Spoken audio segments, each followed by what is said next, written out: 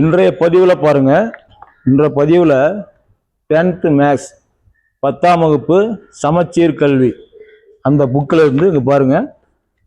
10th book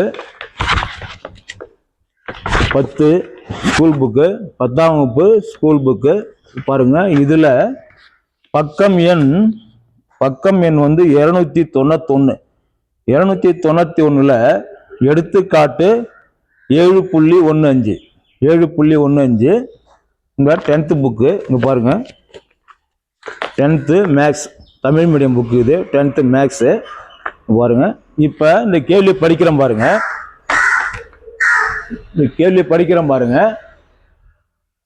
example வந்து 7.15 உயரம் 2 metre மற்றும் அடிப்பரப்பு 250 சதுர மீட்டர் கொண்ட ஓர் உருளையின் கன அளவை காண்க. இது வந்து 10th ஸ்டேட் போர்டில் ஸ்கூல் புக்கில் இந்த கேள்வி கேட்டிருக்காங்க. உயரம் 2 மீட்டர் மற்றும் அடிப்பரப்பு 250 சதுர மீட்டர் கொண்ட ஓர் உருளையின் கன அளவை காண்க. இதே கேள்வி இதே அப்படியே பாருங்க. போன 2024 டிஎன்பிஎஸ்சி குரூப் 4 பாருங்க. 2024 டிஎன்பிஎஸ்சி குரூப் 4 அதாவது 9/6/2024 அன்று நடைபெற்ற டிஎன்பிஎஸ்சி குரூப் 4ல் கேட்டிருக்காங்க. இங்க பாருங்க. கேள்வி எண் 143. கேள்வி எண் 143 இங்க பாருங்க, தெரியும் உங்களுக்கு. கேள்வி எண் 143 என்ன கேட்டிருக்காங்கன்னா அதே கேள்விதான். உயரம் 4 மீட்டர் மற்றும் அடிப்பரப்பு 500 சதுர மீட்டர் கொண்ட ஓர் உருளையின் கன அளவை காண்க. இதே கேள்விதான். இங்க 2க்கு பதில் 4 கொடுத்துருக்காங்க. இங்க 250க்கு பதில் 500 கொடுத்துருக்காங்க. இதை பாருங்க. கேள்வி கொஸ்டின் பேப்பர் இது. கொஸ்டின் பேப்பர்ல 143வது கேள்வி. வினா வந்து 2024 ஜூன் மாதம் 9 நடைபெற்ற டிஎன்பிஎஸ்சி குரூப் 4 வினாத்தாள் இது. இந்த கணக்கு போடுவோம் பாருங்க. இங்க என்ன கொடுத்துருக்காங்கன்னா உயரம் 2 மீட்டர் மற்றும் அடிப்பரப்பு 250 சதுர மீட்டர் கொண்ட ஓர் உருளையின் கன அளவை காண்க. ஃபர்ஸ்ட் உருளைன்னா எடுத்துக்குவோம். உருளைன்னா இங்கிலீஷ்ல சிலிண்டர். இதுதான் உருளை. இதனுடைய இப்படி இருக்கும். இது இப்படி இருக்கும். இதுதான் வந்து உருளை. இந்த உருளையின் உயரம் வந்து 2 மீட்டர். அதாவது இங்க நம்ம எடுத்துக்கோனா உயரம் கொடுத்தாங்கன்னா உயரம் ஈக்குவல் டு ஹெச்ன்னு எடுத்துக்கணும். ஆரம் கொடுத்தாங்கன்னா ஆரம் ஈக்குவல் டு ஆர்னு எடுத்துக்கணும். இதுதான் வந்து நம்ம தெரிஞ்சுக்க வேண்டிய விஷயம். இதுல பாருங்க, இந்த ஹைட் வந்து இந்த ஹைட் ஹெச், இதான் ஹைட். இந்த ஹெச் ஈக்குவல் டு 2 மீட்டர்னு கொடுத்துருக்காங்க. 2 மீட்டர். அவன் என்ன கொடுத்துருக்காங்கன்னா நம்மளுக்கு ஆரம் கொடுக்கல. ஆனா அடிப்பரப்பு ஈக்குவல் டு 250 சதுர மீட்டர். இதுதாங்க அடிப்பரப்பு. இந்த அடிப்பரப்பு வந்து 250 சதுர மீட்டர். இதுதான் கொடுத்துருக்காங்க. உயரம் வந்து 2 மீட்டர் கொடுத்துட்டாங்க. அடிப்பரப்பு வந்து 250 சதுர மீட்டர் கொடுத்துருக்காங்க. இப்ப நம்ம என்ன கண்டுபிடிக்கணும்னா, என்ன கேட்கறாங்கன்னா உருளையின் கன அளவை காண்கன்னு கேட்கறதுனால நம்மளுக்கு உருளையின் கன அளவுக்கு ஃபார்முலா உருளையின் கன அளவுக்கான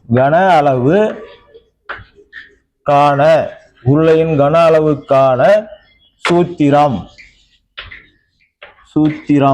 உருளையின் கன அளவுக்கான சூத்திரம் ஈக்குவல் டு πr²h. இந்த ஃபார்முலாவை மனப்பாடம் பண்ணிக்கணும். மாணவர்கள் 10ஆம் வகுப்பு மாணவர்கள் என்ன பண்ணணும்னா இந்த ஃபார்முலாவை மனப்பாடம் பண்ணிக்கணும். உருளையின் கன அளவுக்கான சூத்திரம் வந்து πr²h. இந்த அதனுடைய வேல்யூ போட்டோம்னா நம்மளுக்கு கன அளவு கிடைக்கும்.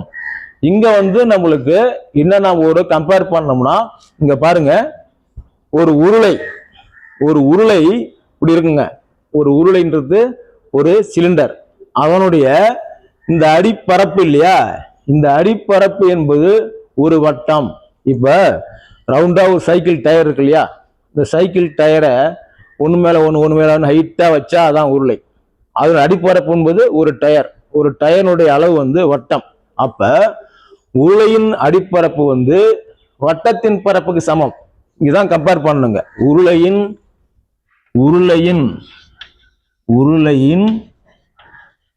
அடிப்பரப்பு ஈக்குவல் டு வட்டத்தின் பரப்பளவு.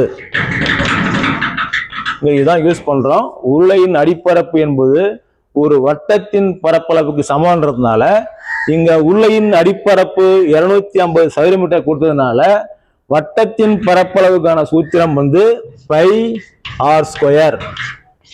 வட்டத்தின் பரப்பளவுக்கான சூத்திரம் வந்து பை ஆர் ஸ்கொயர். அப்ப இந்த உருளையின் அடிப்பரப்பும் வட்டத்தின் பரப்பும் சமம் என்பதால் pi R square equal to pi R square equal to 250 இப்படி எடுத்துக்கிறோம்.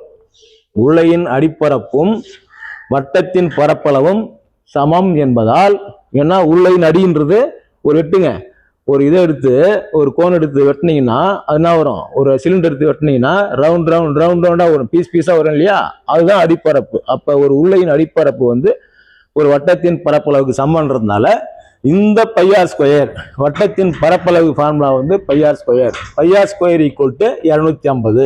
இங்க வாங்க, இந்த ஃபார்முலாவில் அப்படியே போடுங்க.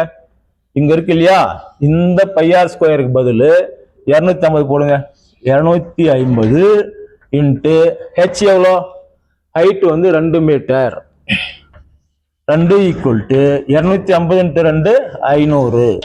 அப்ப கன அளவு நம்ம சொல்லணும்னா 250 மீட்டர் கியூப் இப்படி சொல்லணும். 500 metre cube, 250 into 2 500 metre cube. இது வந்து 10ஆம் வகுப்பு ஸ்டேட் போர்ட் ஸ்கூல் புக்கில் 291வது பக்கம், எக்ஸாம்பிள் 7.15. இதே கேள்விதான் போன 2024 ஜூன் 9ஆம் தேதி நடைபெற்ற டிஎன்பிஎஸ்சி குரூப் 4 என்ன கேட்டிருக்காங்கன்னா, இந்த 2க்கு பதில் 4 கொடுத்துட்டாங்க, இந்த 250க்கு பதில் 500 கொடுத்துட்டாங்க. அப்படியே போடுங்க. இந்த பை ஆர் ஸ்கொயர் வந்து எவ்வளோ, pi R square equal to அது என்ன எடுத்துக்கணும்னா, வட்டத்தின் அடிப்பரப்பு வந்து 500 போது pi R square equal to 500, H equal to 4. அப்ப பை ஆர் ஸ்கொயர் ஹெச்னா 500 into 4 equal to 2000 metre cube. இதுதான் வந்து அந்த ஆப்ஷன்ல இருக்கு. இந்த ஆப்ஷன் வந்து என்னன்றது அதுக்கு அதுதான் 2000 தான் இந்த ஆன்சர். இதே கேள்வி 10ஆம் வகுப்புல வந்த அதே மாடலு. இந்த 10ஆம் வகுப்பு மாணவர்கள்லாம் இதை புரிஞ்சுக்கங்க. இது வந்து இன்னும் அடுத்தடுத்த பதிவில் உங்களுக்கு நல்லா முக்கியமாக, இது ஒரு முக்கியமான கணக்கு, இது ஈஸியாகவும் முக்கியமான கணக்கு. அடுத்தடுத்த பதிவில் உங்களுக்கு புரியுற மாதிரி கணக்கை பார்ப்போம்.